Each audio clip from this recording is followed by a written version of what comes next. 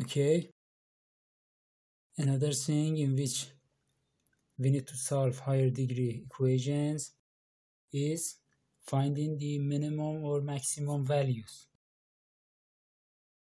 For instance, here we got a cone with these dimensions, and we want to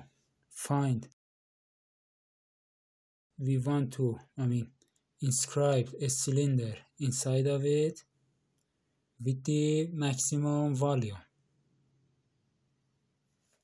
Okay,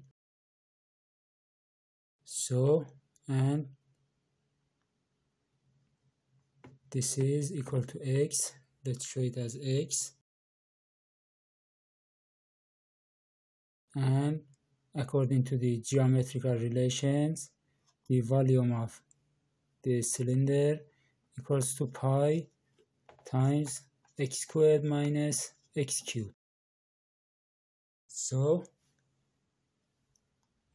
this should be maximum. We like to find the value of x which makes this thing maximum. And pi is a constant, so we should find the value of x which makes this maximum.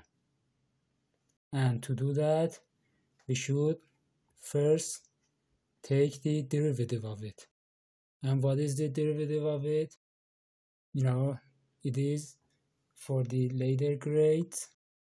You should not be worried about it right now, but it is just another polynomial, which for instance for this polynomial equals to 2x minus 3x squared. Okay, and according to a rule which you're going to learn in the later grades, it would be maximum at the roots of this expression. Okay, so we should find the root of this expression, which means we should solve this equation.